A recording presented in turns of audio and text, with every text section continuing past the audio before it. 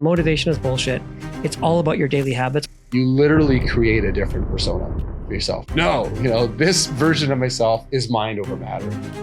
I've got to go hit point of disgust, get the big vision. What do I want to do? I've got to break it down to little tasks. And again, the hardest ones are like getting up and forcing myself to do the hard stuff. Fitness in general, not just gym, the diet and exercise, it really is a keystone habit. Because every day is day one. Every day is day one. Every day we screw up, you got a new day. When I meet people and they're not hitting their goals, I just like, tell me about your friends. And then they just describe a bunch of losers. And I'm like, yeah, well, here's the bad news. Until you replace them, you will never get better than the people you spend your time with. Welcome to Best Half. Great to be here. Great to be back. This is the show where we talk about how we can make the second half of our lives 10 times better than the first half. And how do you feel about that topic today? It's awesome. And I loved your show notes today. I mean, we had some fun last week. I think you were skiing and I was in Costa Rica. And I was excited to see your notes. And I think the topic today is probably the most important that we can share with people because it's about motivation. And sometimes we get into a rut. And I'm really excited about what we're going to talk about today. Yeah, and I think motivation really is important. Just the beginning. I mean, the idea that I had in mind, and maybe it's because it's quite relevant. I think for my life and yours and many others. A lot of us have had some successes, right? We've had successes in business, in relationships, with our health. It's not always a straight line, though, right? We take stumbles. How do you get back up on your feet and back on a trajectory, and maybe even better than you were before, right? What are the right mindsets? What are the right ideas, technologies, people that you surround yourself? Because, once you've had some success, sometimes you can get comfortable, right? Yes, you have that memory of what you did before, but times change. You're not the same person that you were. You're not surrounded by the same people. Technology moves ahead, right? So how do you do that? And that's kind of the topic that I thought would be really fascinating to dive into today. Motivation is definitely a big part of that, but it's not the only thing. I think we'll get into a few other aspects of this idea. Yeah, it's a great topic. So Mark, let me start by asking you, when you get to a point of, again, I can call it a rut or a place where you're comfortable, but you know that's not who you are. You've got to motivate yourself. How do you do it? What are the things that you've done that work for you to get yourself out of that situation? Yeah, no, definitely a great question. I think it first starts with the idea that something really does have to change. I'll be honest, when I'm in a rut, I can be in that place for a little while. And there seems to become kind of like a realization. Maybe it's a point of disgust. I've heard that before, where you just like, something absolutely has to change. So maybe it starts there, writing down what are the things that'll, how will I suffer if things keep going in this direction that they will go into? How will things be a lot better if we actually go and make a change? And really getting locked into that, probably a great place to start. What do you think?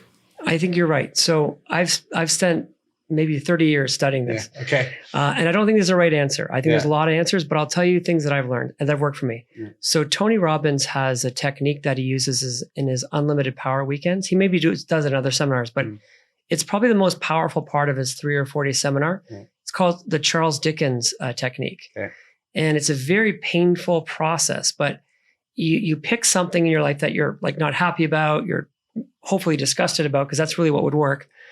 And he paints the picture of what if you don't change in 1 year, and in 5 years, and in 10 years, and in 20 years. If you don't make that change, what will your life look like? It's a very powerful process. So I would say for me, I have to hit a point of disgust. It happens in different areas of my life. Like health is an easy one, but it can happen in relationships and business. But you get to a point where you're like, no more. Like, never again. And I don't think as humans, we really change until we hit that point of disgust. So for me, that's where it starts with. Yeah, that's good. I think I had that idea in mind when you first asked me that, right?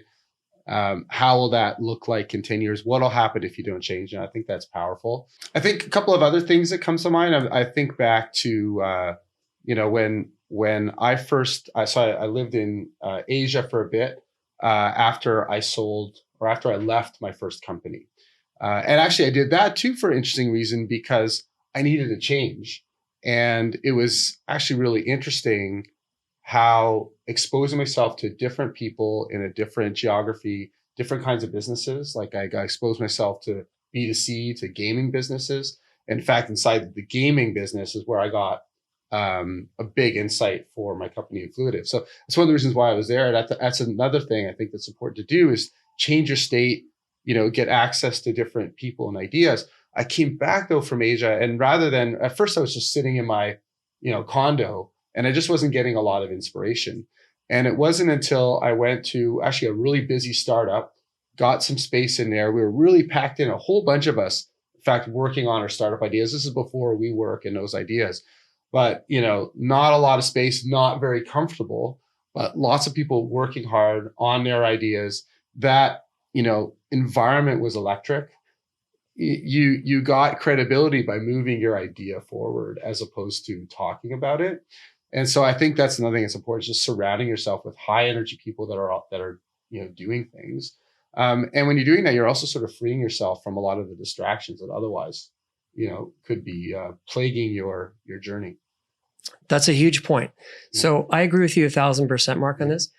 I think once you've hit that point of disgust, or a point where you're like, I need to make a change, step 2 is change the environment.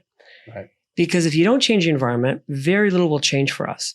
Right. So the thoughts that came through my mind about my environment, where I remember in the N5R, the company that I started when we got together, we had one room. It was basically an ad agency, and the only thing I could afford at the time was their storage room. We literally had a storage room. It was probably smaller than this room, and we shoved 8 people in this room, and it was the greatest thing. Yeah. The energy, and we worked day and night, and it was just awesome. And the ad agency people, that was the days where ad agencies, everyone had their office. Everyone had a corner office, and they'd look at us and they're going, what are you guys doing? Like, you guys are crazy. I think the next year we made the Profit 50, fastest growing list, but I think it takes the energy. And then I remember maybe it was about 5 years ago, I was starting another company, and I thought, I need that energy again. And it was WeWork had just come to Canada, and they opened the first one downtown on Richmond and Duncan, and it had the energy. And I remember my friend Dan Martel came, and he's like, hey, I want to do an interview. I'm like, hey, let's do it at the office at WeWork. And he's like, the energy here is incredible. I'm like, yes. And you can't quantify this stuff. So The problem we have today is everyone's working from home, and that's probably the worst place you can possibly work because there's no energy. And you've got every distraction in life, which is one of the reasons most people are failing these days. So I 100% agree with you about, change the environment. Super important. Yeah. And I think that applies to everything. I mean, we're talking about this with respect to business. I think it's also true with respect to fitness. Like, I know, for example, you just started at F45, and that's, I think one of the things you get is you've got other people that are working out with you. You have a chance to see their progress. You can sort of push each other. I do the same thing. I do a weekly boxing class. And it's interesting, martial arts is, which I've been doing since, really since I was a teenager, is an individual sport. But when you train together, you actually are helping each other. Everybody, for example, everyone's got at the end of the class, everyone's got to do, everyone calls out abs, and they do 10 of whatever ab technique that they're doing, but everyone's pushing each other. At the end, you do a plank, and you don't want to be the last person to collapse on the plank. So that sort of environment is a great thing, whether you're talking about your business, whether it's your health, even with respect to relationships. I think that principle applies. That's a great example. So for health, for many, many years, I used personal trainers. Yeah. And I thought that was the right strategy. I'm like, I could afford them. I'm going to do that. And what happened was I became friends with the trainers. We talked an awful lot, but I was never like killing myself. Like I was not just like I did this morning in my F45 class, but it took me like 20 years to figure this out, Mark. And then finally, actually my friend, Jonathan Kirschblum, he goes, Roman, you should try like a group class. I'm like, really? Like I thought only girls do that. He said, no, like it was mostly girls, but trust me, you'll like it. And what happened is, I guess because I didn't want to look like a loser, or I'm a little bit competitive, I worked so much harder. And like case in point, this morning, I mean, I was probably the oldest person in the class. but I would not give up. Like I worked so hard in these classes. So I think, and the things I've been reading about socialization is humans, we need to be with other people. So, and I tried the Peloton bike. I had that and I love the gamification. I could compete with some of my buddies, but it's not the same. There's something about a group class, which is extraordinary. So I'm a big fan of classes. It's the only way I do it now. Yeah. It might be interesting to, apply that principle to other things. Like, let's say even relationships, like whether you're single or married, like how would you do that? How would you actually take advantage of this principle where you've got lots of people that are all doing things, they're pushing each other, people are innovating, you're learning from each other. I wonder how that would work. I can tell you what doesn't work. Okay. So I had a personal trainer come. We lived in Florida for a number of years, and I had a personal trainer come to the house every day, which I thought was a good idea. And my thought process was like, hey, it's convenient for me, but I also thought it's going to inspire my kids because they're seeing like, oh, dad's working out every day. Like he's doing something, which I think maybe had some effect. I'm not sure it really did, but I can tell you what I've experienced with group classes, a quantum leap. And the reason I like F45 markets is 45 minutes, whole body workout, right. Like you're in and out. It's amazing. Yeah. And you got a little bit of accountability in that. That might be another interesting topic is around accountability is that things aren't always a straight line, right?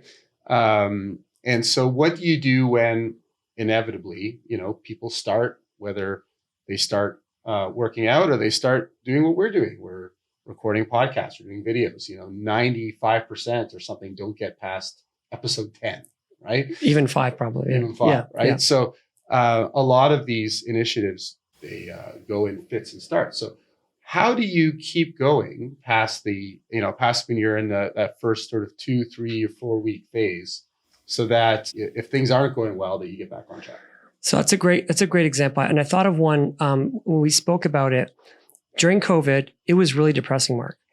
Not only were there no group classes in this country, they closed every gym. Yeah. So they want us to be healthy, and they did that by closing all the gyms for 2 years. So I was going crazy. And because I had way more time on my hands, I wasn't going to the office. Nobody wanted to meet with me. I was like, you know what? Now that I've had this time, like I felt like I was retired. I'm going to get fit. But it was very hard. So I had the personal trainer come to the house, great guy. He's still a good friend of mine, but it wasn't enough. And I was very lucky. I have a cousin that I love to death, Isabel. And she reached out to me. She said, have you heard of this thing called 75 Hard? I said, oh, I've heard of it. I've always wanted to do it, but I know myself and I won't do it by myself. 75 Hard is this process for 75 days. It's really tough. You've got to do a bunch of stuff. The most difficult for me was you have to exercise twice a day, but part of it was 45 minutes outside. Now, I live in Toronto like you do. It's minus 20 this time of year. And my cousin's like, do you want to do it? I'm like, I'm in. So during COVID, with all these ridiculous masks, we're going out in the minus 20 every morning at 6 a.m. We'd go on these long walks for 45 minutes, but I had accountability. I would never let her down. And she was accountable to me. So I think if you can't do group classes when the government shuts you down, find a friend, find a family member, because that was amazing. That was life-changing for me. So I'm so grateful to her that we did it. And I think that having people in your life that inspire you, that are going to be, you can be accountable to, that's the greatest gift. Yeah. And that might be the answer there. Because one of the debates that I've been following is, do you tell people about your goals or not? And there's some science that suggests it's sometimes not a good idea, because for a lot of people, as soon as they start telling others about their goals, in their mind, it's like they've checked it off. You're right. And so how often have you heard where people say, I'm going to do X, right? Or even you might have done it and you actually don't end up doing it. Right. So telling people your goals doesn't necessarily work, but we've all experienced when we have a situation where we're mutually accountable to each other. Like, for example, an early stage startup, if it's you and like 3 or 4 other people, like if any one person doesn't execute, the thing dies, right? In this situation with you and your friend, I did a physique transformation contest, with wife a long time ago.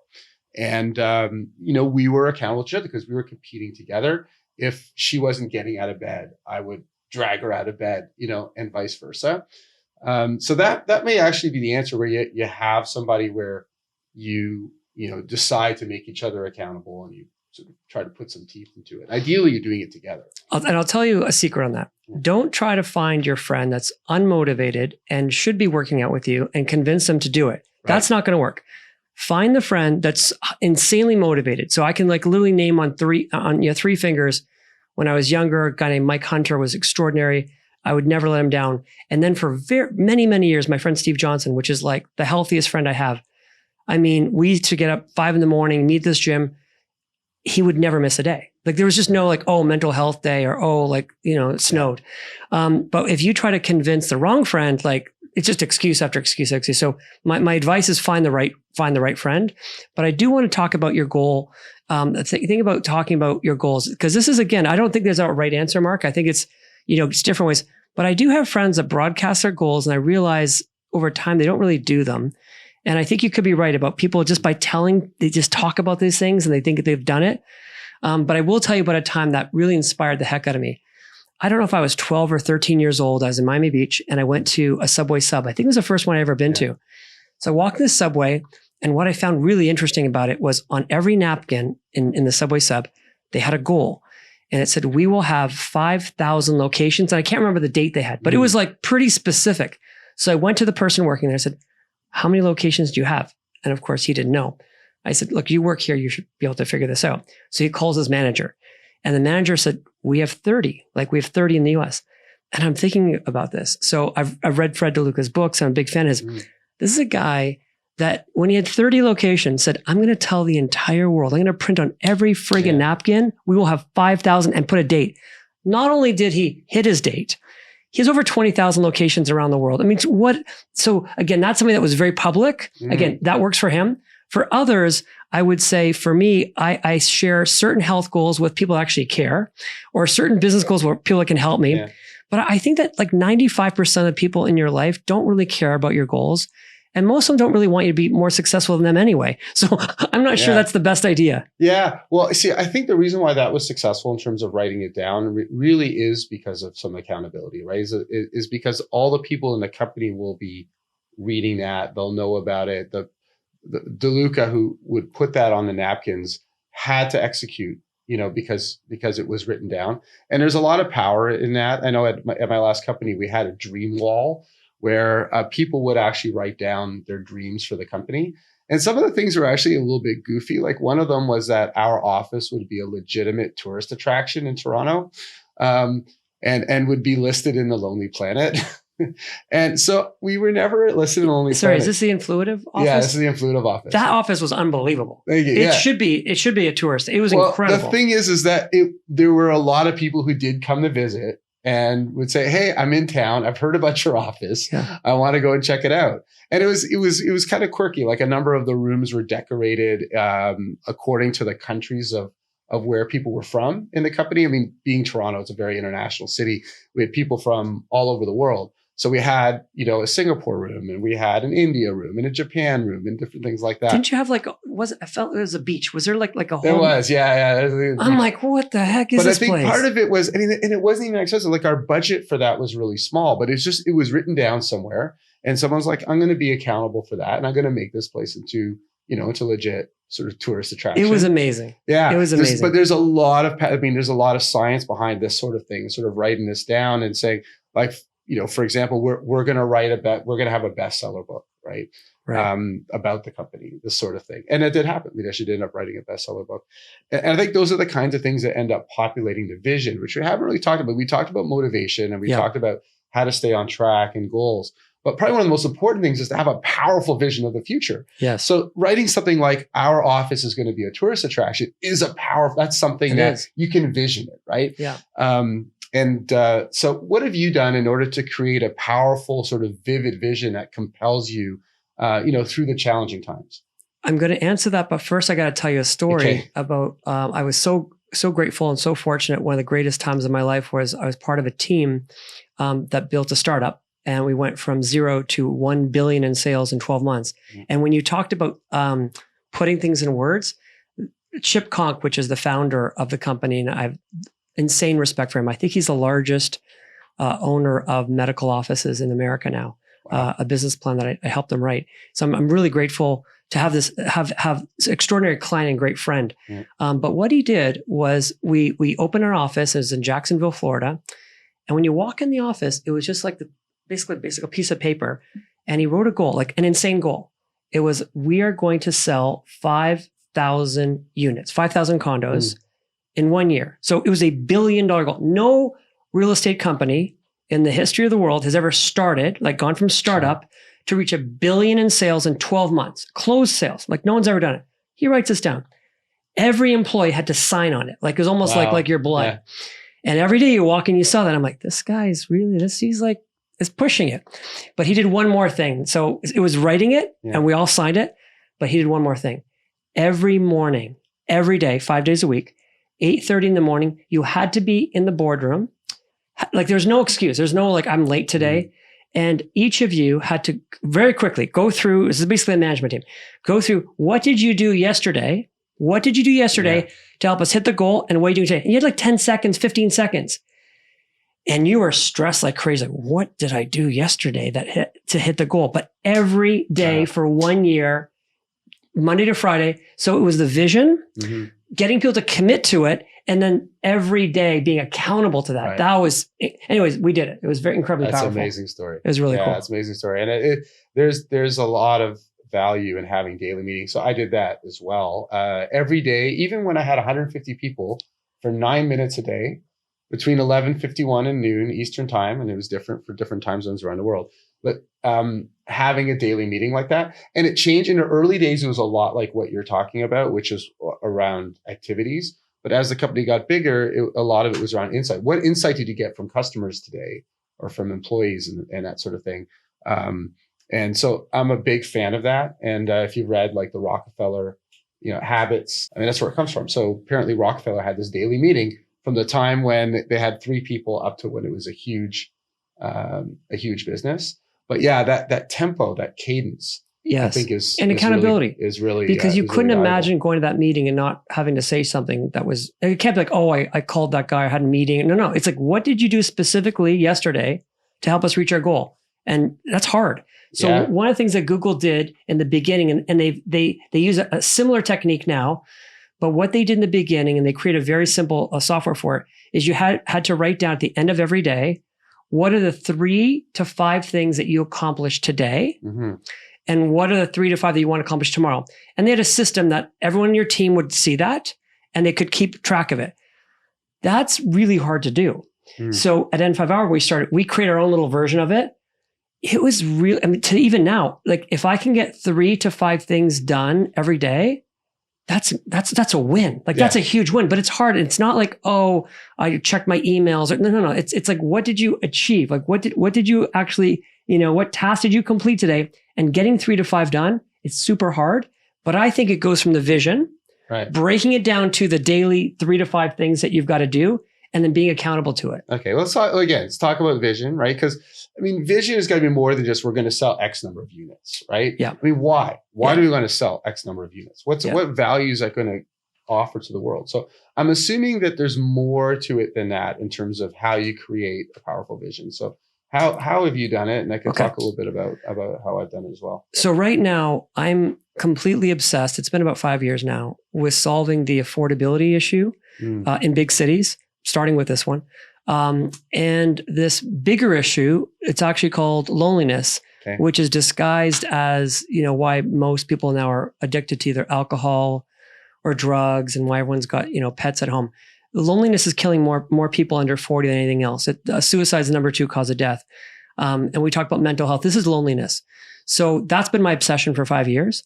So I've started that with my co-living business in Toronto and Miami and Costa Rica, et cetera.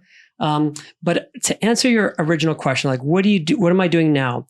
My health one is probably a better example, because the vision of the co-living, that's a business one. But let's talk about the health one. So what I do now, all the kids, everybody knows, hey, dad's doing his F45 class it's on the fridge. It's everyone knows, like, don't bother me at this time. Now it's between 6 and 7. Like no one should be bothering me at that time anyway.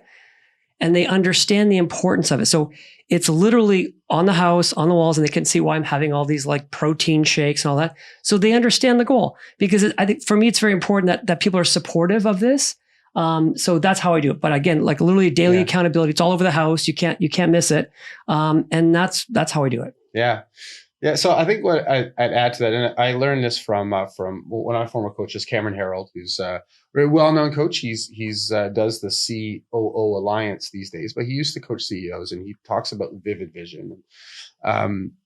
It's really important to really activate, especially the visual cortex in your mind. When you activate your visualization, you really are training your brain, right? So the technique that I learned is really to go away somewhere inspiring. I like to be among really big trees. Some people like beaches, different some people like mountains.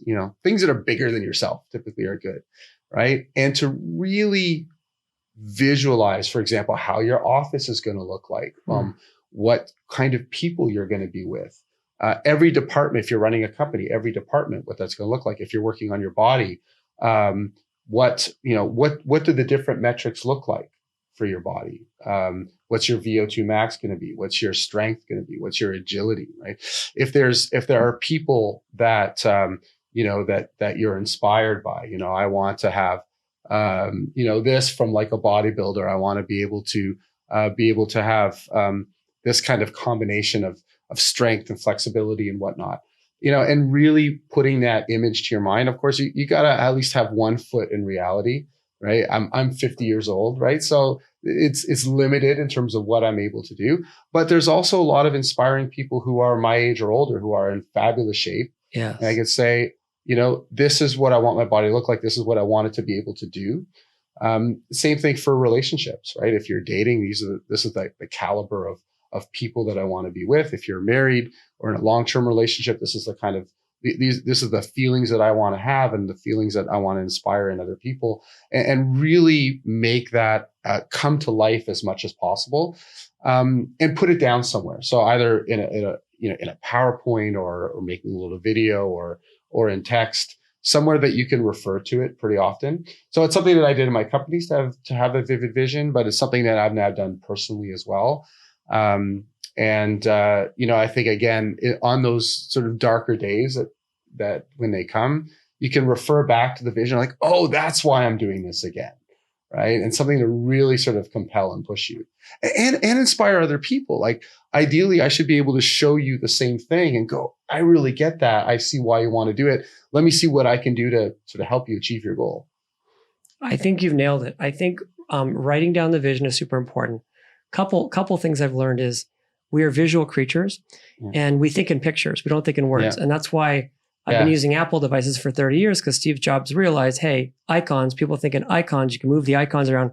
They're not thinking in words like how DOS was written. It's like vision board, So the vision is really important. And I like when you told me, I guess a few weeks ago, hey, because we have some health goals, like take a photo. And it's one of the things they do in 75 Hard. Every day, you've got to take a picture of yourself, which... Oh, wow. Picture every day. Yeah, every day. Yeah, like I weigh myself every day, but that's interesting. So you weigh yourself, but you have to take a picture every day. It's very powerful. So I know that we are much more driven towards pictures. So when you have goals, having a photo of like what you want to, look like, or that's really inspiring. So what's kind of fun, I'll show it to you. I have a journal since 1991, and that was a long time ago. And there's literally, I was in a course in Hawaii with Tony Robbins, 14 days. And because you have 14 days, you had a lot of time to do these things. But we had to write down every friggin' goal, every dream we had in life. I've got pages and pages and pages. So every, 5 years, I find it and I look at it. What's really cool is I've got virtually almost everything checked off. And what's really interesting, what changes is like the model of the car. Like sometimes you got to wait 10 years to get that Range Rover or Mercedes, whatever it was. But it's so accurate, Mark. This is the weird part of this. Wow. I was in love with this, an incredible woman. Well, between grade 2 to grade 8, she was a girl. But I was madly in love with her. Then I went to an all-boys school. She went to an all-girls school. She ended up marrying somebody. Didn't see her for 25 years. But she was on my list. Wow. And one day, my friend that owns a bunch of pharmacies, he says, hey, you know that lady you've been in love with your whole life? I said, yes. He said, well, she's single now. I said, you're kidding. Anyway, my point is, sometimes you've got to wait 25 years to check things off your list, but it's incredible. So sometimes we have to be patient, but keeping those lists, it's awesome. Especially when you go back 5 or 10 years, like, oh my gosh, I can't believe my life turned out this way. It's because you'd programmed your subconscious. This is what I want. It's very powerful. That's interesting. Did you have any trouble coming up with a list of all those things? No. No. I think about like Walt Disney. He had 3 rooms in his house. One room was his dreaming room, right? So I have that in my house. I've got one room where it's just dreaming stuff, and I come up with crazy ideas, and it's dreaming. And then Walt Disney had another room where he would take all the problems, and just like, okay, these are all the problems with these ideas. And the third room is what I call my office. And in the office where I figure, okay, that's the dream, that's what I want. These are the problems. How do I make it, make it work? So no, for me, dreaming was not hard. And I think these days it's not hard. Look, you just go to an Instagram reel, go to Facebook, like people are already living your dream life somewhere in the world. And then like we're seeing that on social media. So I don't think it's hard to come with dreams. The hard part is the 3 things that we're going to commit to every day. Like one of my favorite books I brought up, Mark, to show you. It's called Atomic Habits. And the concept is, hey, motivation is bullshit. It's all about your daily habits, which I totally believe. And it's like, if you're not willing to do like these 1, 2, or 3 things every day, forget about motivation. It's like your daily habits determine your life. So that's a book that I learned that from. Yeah. No, that's really powerful. You have your daily habits. Do you slip? Oh, 100%. How do you get back on track? It's every day is a new day. Like I love Jeff Bezos, and even now he did a recent interview. He hadn't done one in a while. Because every day is day one. Every day is day one. You got a new. Every day we screw up, you got a new day. Like, so for me, it's like I get up at 5, and I go to the gym, do my workout thing. And I already feel like a winning, right? Yeah. Right. And it's like the little things like, oh, if you made your bed, like you feel like a winner. Like it's these little tiny things that set you up. But I have learned, Mark, that, and I think most humans are the same. We're only productive about 6 hours a day. It's usually in the morning. So if you don't wake up till like 10, 11, or 12, well, you've pretty much missed like half of your entire window of productivity, because none of us, I don't care when people talk about, oh, I'm a night person. No, you're not. There's a circadian rhythm. We wake up, we're supposed to wake up with the sun, and we're supposed to start winding down when the sun goes down. I mean, this is genetic DNA stuff that's been in us for millions of years. So when I hear about, oh, I'm just motivated at night, like, no, you're not. Yeah. So I don't believe that stuff. Yeah, no, that's actually true. Night owls actually, while they may accomplish, more late at night, they live less long, and there are all kinds of challenges with that. So that's true. Yeah. Yeah. No, and look, I think once you get to our age, it's actually not that hard to wake up in the morning. But it's still hard. Really? For me, it's pretty. This is the book that made me do the 5 a.m. club, which I've been doing. Robin Sharma's an amazing person in Toronto, very successful. But it's all hard, Mark. Yeah. Look, eating healthy is hard. Walking 10,000 steps a day is hard. Reading 20 pages a day, it's all hard. But you know what? When I look at the alternative, it's scary if you're not healthy. So you might just be gifted and not procrastinate or slip up. I'll admit, and for people who've known me in my career, they may be surprised, but I can be a brutal procrastinator. I can be incredibly lazy. I can also be unbelievably productive. And maybe that's why I've been so interested in this topic, right? Because it's so awesome when we're in the groove. But I've had challenges sometimes lasting for months. I'll admit there's some days I didn't even want to get out of bed, right? So maybe talk a little bit about some of those things that have worked for me, and maybe you can pipe in too. One thing I learned about that I think is really powerful is called the alter ego technique. And the idea here is that you literally create a different persona for yourself. So you've mentioned David Goggins before, hero, right? Yeah. He created an alter ego just called Goggins. So there's David Goggins. Yeah. And then there's Goggins, right? And Goggins just doesn't quit, right? He's just going to keep going until he completely collapses. This technique I have found to be pretty powerful, where you create, for example, when you're in the gym, you create something for yourself that is really powerful. You create someone that doesn't procrastinate. This is someone that always stays on task.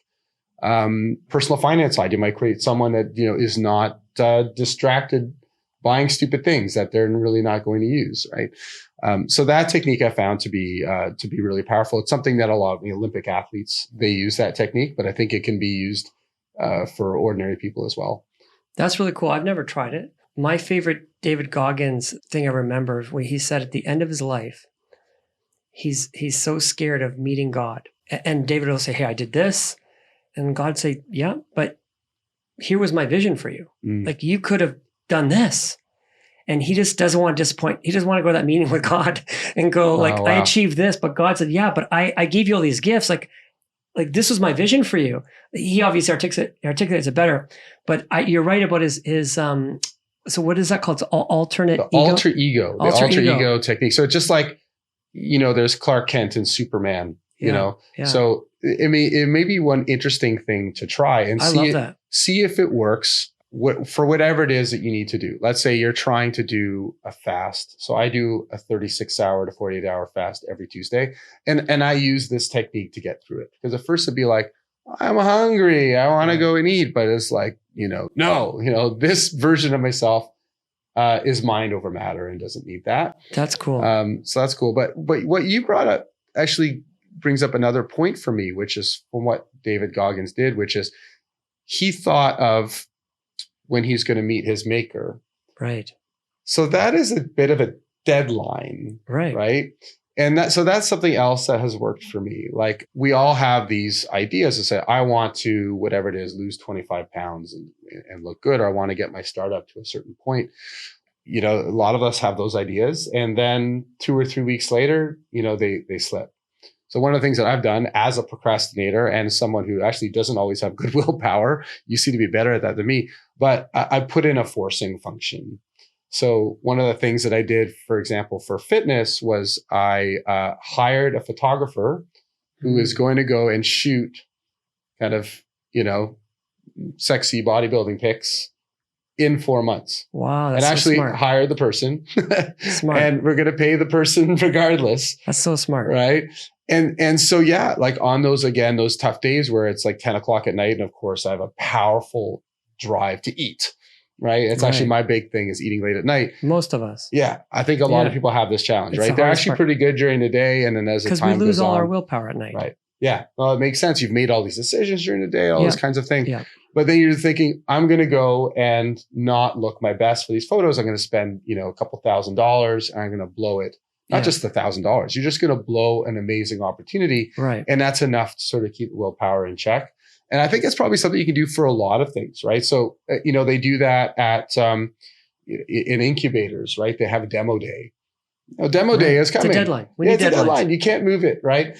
Can you actually put something like that in place in various aspects of your life? That's really smart. I love that. And look, we all procrastinate. I procrastinate when it gets to accounting and clerical administrative tasks. Like if you go in my office, you'll see like things haven't been opened, like just because I hate that stuff. So we're all procrastinating in certain parts of our life. Right. But what I love about like Elon Musk, for example, he doesn't have an assistant. So what he's doing in real time every day, he's deciding what's most important to him.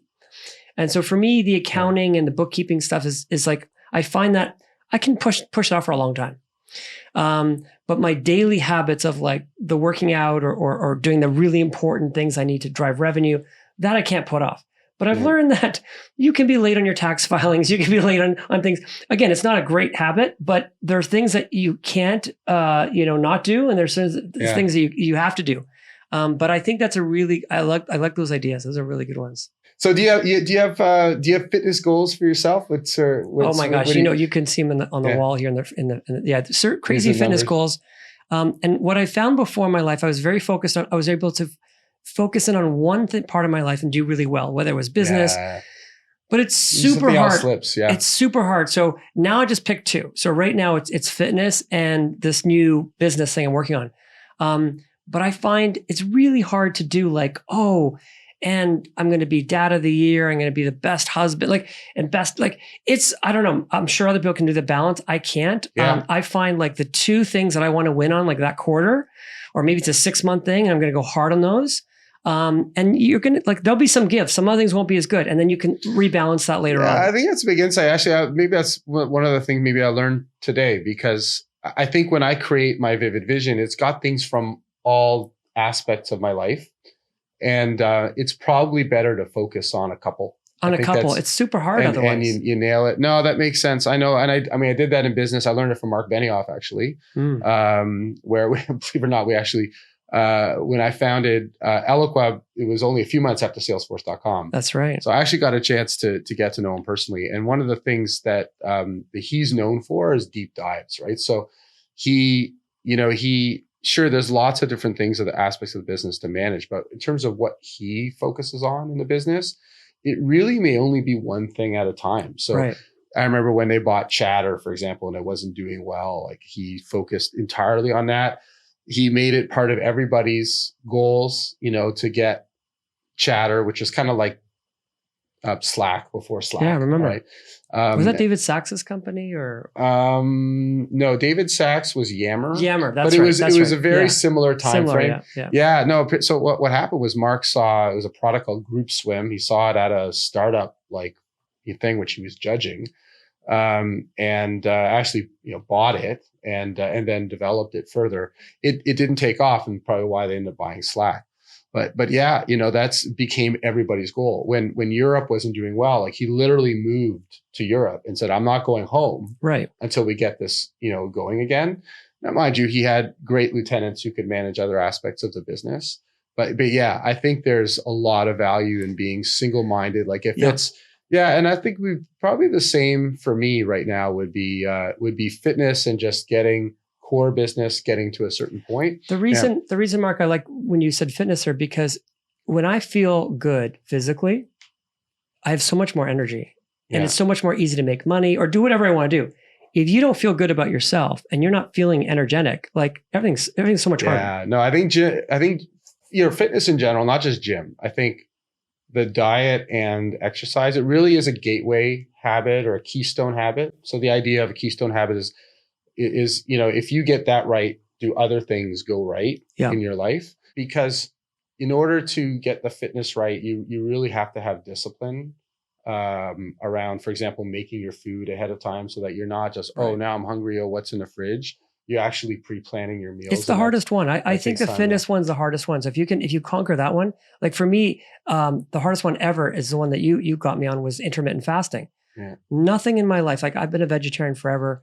That wasn't easy. Like for 2 years, I was addicted to meat, but intermittent fasting has literally been the most difficult thing in my whole life. But what's cool about it is now I'm even entertaining the other crazy idea you're trying to get me into, which is the cold plunge, which I got just as an aside. So Ava, my dog, we went on a walk with the Humber River. So I literally just got back from Costa Rica. I went from like incredibly hot, beautiful weather.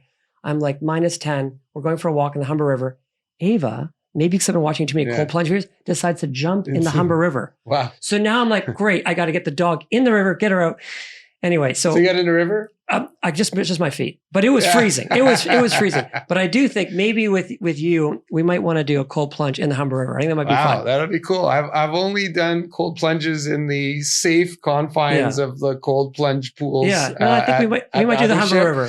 But yeah, no, it's cool. There's somebody I got into cold plunge, and then she showed me a video of herself jumping into Conestoga River and you're Kitchener. So, and she said it's way better when it's natural. So yeah, no, we should try it. Well, let's summarize because we've talked about a lot of important things. So I'll just summarize from my perspective. I want you to summarize from your perspective. So what I've learned is for me to change, I have to hit rock bottom. I've got to hit a point of disgust where in whatever areas, like that's it. Like I just can't do this anymore. Number 2, I've got to have that vision of, okay, what do I want? Whether it's a picture in my mind or something I want. And then I got to break it down to like the little tiny tasks. And what I find the most difficult are like the daily habits, like getting up early, doing the hard things first. It's always the hard. And again, the hardest thing for me is the workout because I really don't want to do it. Like, Mark, I don't want to work out. Like, I don't want to go for a run. I don't want to go. This is not what I want to do. So I do the hardest stuff first because I know I've got a small window because like 6 hours later, like I'm going to get lazy. I'm going to procrastinate like crazy. All the bad things I've ever done in my life are always like after like 9 p.m. Like that's when you've got no willpower. So I've learned that I've got to go hit point of disgust, get the big vision. What do I want to do? I've got to break it down to little tasks. And again, the hardest ones are like getting up and forcing myself to do the hard stuff. But what's great is the little wins, like just checking stuff off my little recipe card or checking things off just makes you feel good. And like fitness takes a long time to start looking better. Like I've been working out really hard for like 6 months. Like I think I look a little bit better, but like not a lot better. It takes like business. It just takes a long time. Those are kind of my takeaways. What would you? How would you summarize your wins? I love those. point of disgust and admit it yourself, write it down, right? I'm disgusted with X. It needs to change. Why does it need to change? What's going to happen if it doesn't change, right? In a few months, a year, 5 years, 10 years, as you said. The vivid vision, and the goals. But wait, I guess what I would add to that is, how will I stay on track? What are my techniques for doing that? Get an accountability buddy, do a forcing function, down the road. Getting a buddy to do a podcast with. So there you go. we're committed. Yeah, you're right. Because if I did this by myself, and I've tried it, I did the 5 or 10 episodes. I'm like, yeah, okay, now I'm busy doing something else. No, when we started, I said, hey, Mark, we got to commit to a year, because this stuff, it takes time. Yeah, it's probably the number one reason for why start a business with a co-founder. Right. Which is interesting. I've seen the expression, a co-founder is the most dilution you'll ever face, right? It's true. It's a lot of dilution, but you also get a lot of value for it too. So yeah, no, it makes sense. So yeah, accountability buddy, forcing function, alter ego technique, so thinking through ahead of time. If things go wrong, why are they going to go off track, right? Think through that ahead of time. What am I going to do to go and get things back on track? I think that's what I would add. Yeah. And I think we got to forgive ourselves. When I was on vacation, I wasn't eating the right way. I wasn't, but you got to have a break, or some people call them the cheat nights. We're not robotic, it's hard to do that. We're not AI. Yeah, no. And you know what? I mean, even that I think probably can be thought through ahead of time. So I know when I first did my physique transformation contest through Body for Life, which is a great story for another time. It's another great entrepreneur who did that. They did incorporate a cheat day into the plan. I would say now that's probably a little lavish, and it should be a cheat meal, and it probably shouldn't be that crazy. But even sort of thinking through ahead of time, what am I going to do so that I stay in a positive psychological state? Because otherwise you are going to beat yourself up. Right. And we're all good at that. That inner voice is especially good. Entrepreneurs. Pretty good no, we're all good at beating ourselves up. So I want to end today's show with what I think. If I had to pick one thing on this topic, what I'd recommend is, I would say, it's the people you spend most time with. Right. So we've heard this forever, but man, is it ever true? The 5 people that you spend most of your time with, you become like. Whether it's academically, it's spiritually, it's financially, so I guess I've been lucky, because I do have some really, some friends that I gravitate to from a financial perspective or from a health perspective. But if I didn't have them in my life, and if I had a bunch of friends that weren't motivated, or friends that weren't, physically active, I'd be in big trouble. Yeah. And I think that's the biggest issue when I meet people and they're not hitting their goals. I just tell me about your friends. Yeah. And then they just describe a bunch of losers. And I'm like, yeah, well, here's the bad news. Until you replace them, you'll never get better than the people you spend your time with. So I think that's a huge one. That's a big insight. Good. Close with that. All right. Thank you. And hopefully maybe we'll do our next show in the Humber River. Okay. During the cold plunge. That'll be a good one. It'll be a good show. Thanks, Mark. Cheers. Appreciate you being here today. Thanks. Thank you so much. Thank Bye-bye. you.